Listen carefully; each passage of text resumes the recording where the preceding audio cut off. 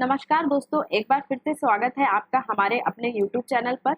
तो आज का जो सेशन है बहुत ही ज़्यादा इंटरेस्टिंग होने वाला है क्योंकि ये जो न्यूज़ है वो पाकिस्तान से संबंधित है। तो चलिए स्टार्ट करते हैं।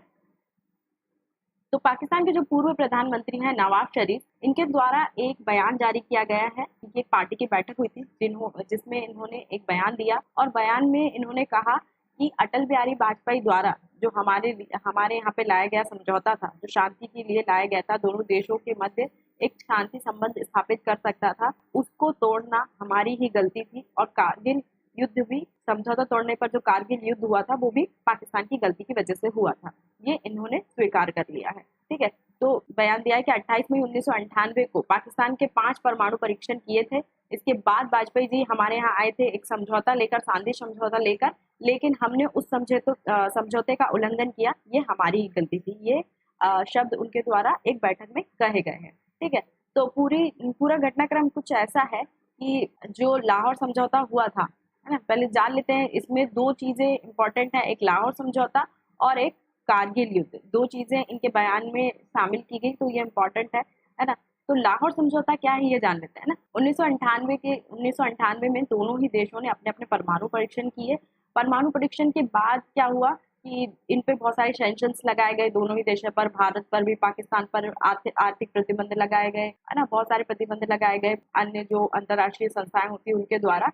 लेकिन फिर भी दोनों ही देशों ने अपने अपने परमाणु परीक्षण सफल कर लिए। ठीक है, जब दोनों ही 1998 में दोनों ही देश जब परमाणु शक्ति बन गए, तो जो अन्य देश थे और जो अंतर्राष्ट्रीय संस्थाएं थी उनको परमाणु युद्ध का डर सताने लगा कि दोनों देश आपस में लड़ते ही रहते हैं, हो सकता है कि आगे चलकर युद्ध में ये परमाणु हथियारों का उपयोग कर ले, क्योंकि अब तो दोनों ही परमाणु शक्ति हैं। इसलिए दोनों देशों को ही जो यूएन है, संयुक्त राष्ट्र संघ है, उन्होंने दोनों ही देशों को बुलाया और कहा कि आप दोनों आपस में बैठें, बातचीत करें और एक शांति स्थापित करने के लिए एक समझौता करें। तो लाहौर समझौता इसी का परिणाम है ना। जो ये परमाणु परीक्षण हुआ, यूएन के द्वारा दोनों देशों को बुलाया गया, दोनों देशों ने आपस में बातचीत की, उसके बाद ये उसके बाद ये लाहौर समझौता किया गया था। ठीक है, ये समझौता किया गया था 21 फरवरी 1999 को। ठीक है, जब यूएन बुलाया गया, दोनों ने बातचीत करी, फिर दोनों जो प्रधानमंत्री थे अपने अपने देश लौट गए, है ना। कुछ दिन तक इस बातचीत पर शांति समझौता करने पर दोनों की ही तरफ से कोई पहल नहीं की गई, परंतु कुछ दिन बाद पाकिस्तान ने ये दिखाने के लिए कि हम इंडिया की तरफ पहले मैत्री का हाथ बढ़ा रहे हैं या फिर हम इंडिया की तरफ पहले ही दोस्ती का हाथ बढ़ा रहे हैं, इसलिए उन्होंने कॉल किया हमारे जो प्रधानमंत्री थे उस समय के अटल बिहारी वाजपेयी के पास और कहा कि आपने बातचीत में कहा था कि आप एक बस सेवा स्टार्ट करने वाले हैं, क्या वो करने वाले हैं या नहीं, है ना। तो इस पे अटल बिहारी वाजपेयी ने कहा कि वो अपने साथियों से बात कर बताएंगे।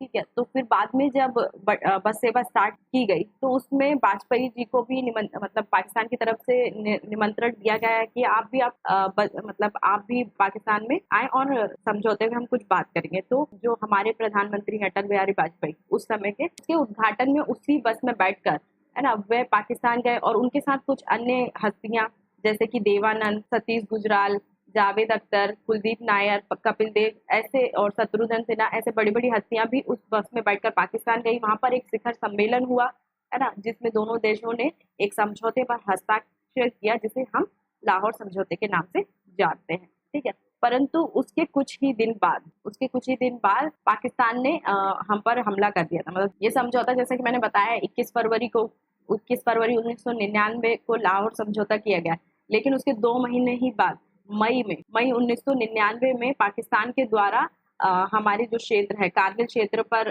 कब्जा कर लिया गया। अपने जो सेना की घुसपैठ कराई गई, है ना, गुप्त रूप से, और वहां पर कब्जा कर लिया गया और इस समझौते का उल्लंघन किया गया। तो उसी के संबंध में जो पाकिस्तान के पूर्व प्रधानमंत्री हैं उन्होंने हाल ही में बयान दिया है कि ये हमारी ही गलती थी जो हमने चोरी चुपके से अपनी सेना इंडिया के क्षेत्रों में मुस्तैद की। ठीक है, तो इसमें जो जब कारगिल युद्ध हुआ था और सेना को चोरी छुपे से गुप्त रूप से भारतीय क्षेत्र में प्रवेश करने के लिए किसने उकसाया था? जो पाकिस्तानी सेना के जनरल परवेज मुशर्रफ की नेतृत्व में ये युद्ध पाकिस्तान की ओर से किया गया था। तो कारगिल युद्ध के बारे में जान लेते हैं थोड़ा बहुत। देखिए, मैप में ये जो है ये कश्मीर है, जम्मू कश्मीर में एक जगह है जिसे कारगिल बोलते हैं, एक जिला है कारगिल, है ना, ये लाइन ऑफ कंट्रोल है और यहाँ पर अपने सैनिकों की घुसपैठ कराई गई, कुछ घुसपैठियों को यहाँ पर तैनात किया गया और इसके कुछ क्षेत्रों पर, कारगिल के कुछ क्षेत्र जैसे कि मॉस्को वैली, टाइगर हिल, टोलोलिंग, खाकसर खारबू, इन पर घुसपैठ कराई गई और यहीं पे ये मेन पॉइंट है जहाँ पर भारत पाकिस्तान के बीच युद्ध हुआ था 1999 में। ठीक है, कारगिल युद्ध इन्हीं पॉइंटों पर विशेष रूप से हुआ था। क्या पहले हुआ था कि एकदम से युद्ध स्टार्ट नहीं हुआ था। पहले पाकिस्तान ने क्या किया, धीरे धीरे पाकिस्तानी आर्मी के जो घुसपैठिए थे वो धीरे धीरे उन्होंने पहले 9-10 घुसपैठिए घुसाए, है ना। फिर पाकिस्तान की जो आर्मी है, जो तोपखाना होता है, उनके द्वारा भारत के जो सैनिक है उन पर हमले किए गए, है ना। तोपों का इस्तेमाल किया गया भारत की सेना पर। उसके बाद कुछ सैनिक महत्व के जो जगहें थी उनको क्षति पहुंचाई गई पाकिस्तान के सैनिकों को द्वारा। फिर फाइनली जब कारगिल के कुछ क्षेत्रों पर पाकिस्तान का कब्जा हो गया तो भारत की जब सेना को ये पता चला तो आउट ऑपरेशन चलाया गया ताकि पाकिस्तान की जो सेना है, जो घुसपैठी सेना है, उसको भारत के क्षेत्र से बाहर खदेड़ दिया जाए। आपको मैप में दिख रहा होगा कहाँ कहाँ, जैसे खाकसर है, ये कारगिल, यहाँ मॉस्को वैली है, द्रास है, ये मेन पॉइंट है जहाँ पर युद्ध हुए थे। टोलोलिंग जो बैटल फील्ड थी वहाँ का एक छोटा सा मॉडल है। यहाँ पे ये टोलोलिंग जहाँ पर पाकिस्तान के घुसपैठियों ने कब्जा कर लिया था, यहाँ पर थे और नीचे भारतीय सेना थी, इसलिए उनको काबू करने में भारतीय सेना को थोड़ी दिक्कत हो रही थी। तो 1999 का जो युद्ध हुआ था, है ना, ये कारगिल जो युद्ध हुआ था वो कब हुआ था, 1999 में हुआ था। ये कारगिल इससे नाम क्यों दिया गया है, क्योंकि जहाँ पर युद्ध हुआ था वो जिले का नाम ही कारगिल था और ये चौथा युद्ध था भारत और पाकिस्तान के बीच। इसमें क्या हुआ, जैसे ही सेना को पता चला, भारतीय सेना को पता चला कि जो पाकिस्तानी आर्मी है उन्होंने भारत के क्षेत्र पर घुसपैठ की है, तो जवाबी कार्रवाई की गई और पाकिस्तानी सेना को उस हिस्से से खदेड़ लिया गया। बाद में जो अंतर्राष्ट्रीय संस्थाएं होती है जैसे यूएन है, उनके हस्तक्षेप से और संयुक्त राष्ट्र अमेरिका और जो रूस है, इन्होंने युद्ध में हस्तक्षेप किया और युद्ध विराम करना पड़ा।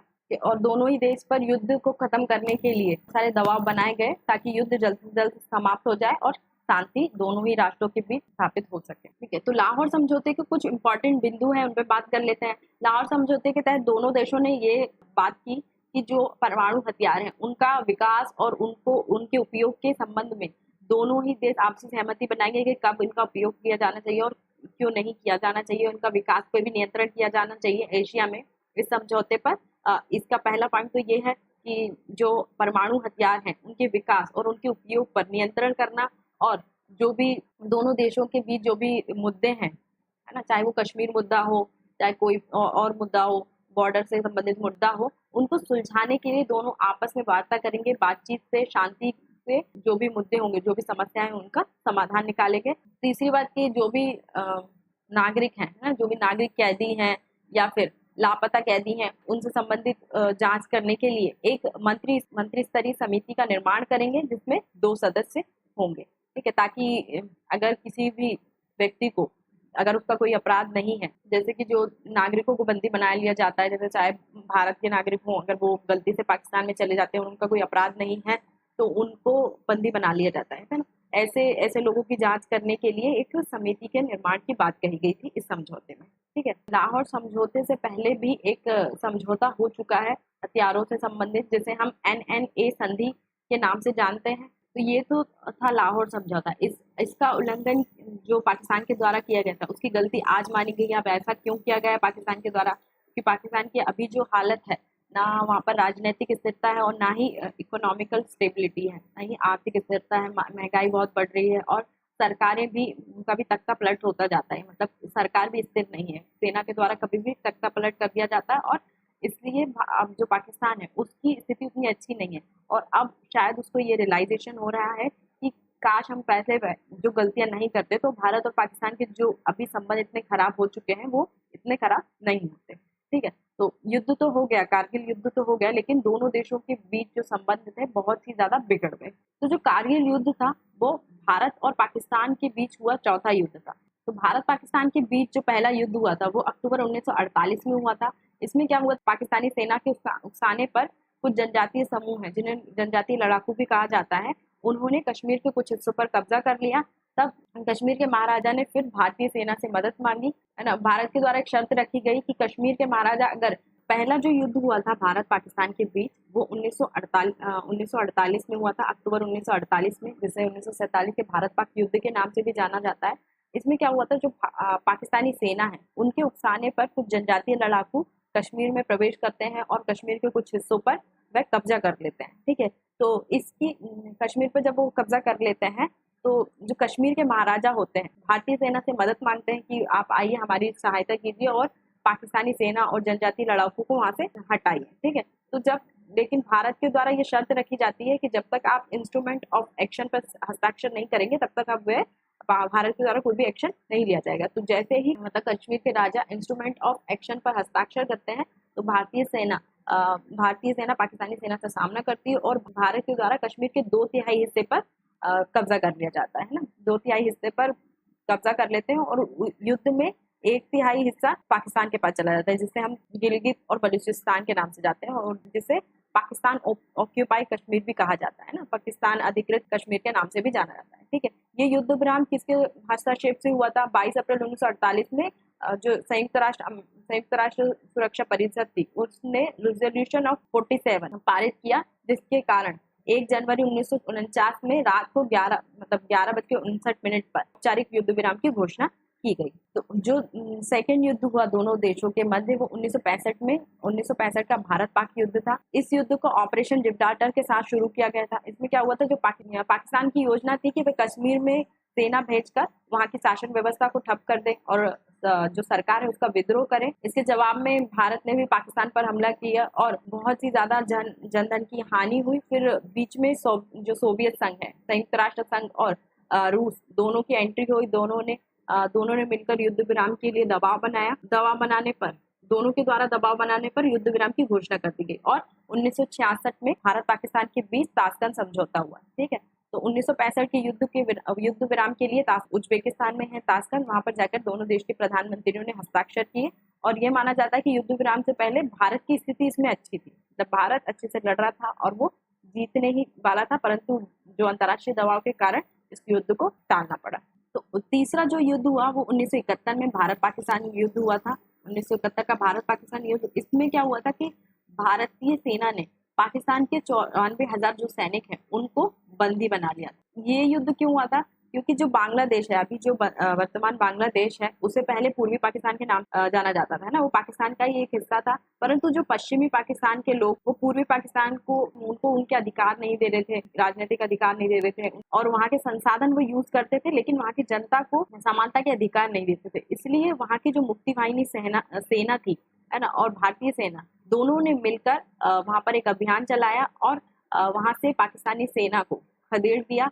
जैसे ही पाकिस्तानी सेना वहां पर हारने लगी तो जो संयुक्त राष्ट्र अमेरिका है ना, संयुक्त राष्ट्र अमेरिका और जो अन्य देश है जैसे ब्रिटेन, चीन, फ्रांस, इन्होंने है ना पाकिस्तान का साथ देने के लिए भारत को धमकाने के लिए पाकिस्तान की मदद करने के लिए किया है। परंतु भारत की ओर से रूस है, उसने जो भी देश पाकिस्तान की मदद कर रहे थे उनको ये धमकी दी कि अगर आप पाकिस्तान की ओर से लड़ेंगे तो मैं भी भारत को सहायता करूंगा। ठीक है, तो रूस उस टाइम बहुत शक्तिशाली था, उसके पास बहुत सारे हथियार थे। विवश होकर इन सारे जो देश हैं उनको पीछे हटना पड़ा और वहां पर पाकिस्तानी सेना को जो पूर्वी पाकिस्तान है उससे अपनी सेना को हटाना पड़ा और पूरा नियंत्रण वहां के जो राजनेता है, मुक्ति वाहिनी सेना के जो अध्यक्ष थे, उनको देना पड़ा और एक जो नया देश जैसे हम वर्तमान बांग्लादेश के नाम से जानते हैं वो अस्तित्व में आया। और जो चौथा युद्ध हुआ था वो तो हम पढ़ ही चुके हैं, कारगिल युद्ध है ना। कारगिल युद्ध के बाद भारत पाकिस्तान के जो संबंध है बहुत ज्यादा बिगड़ चुके हैं और जो अभी तक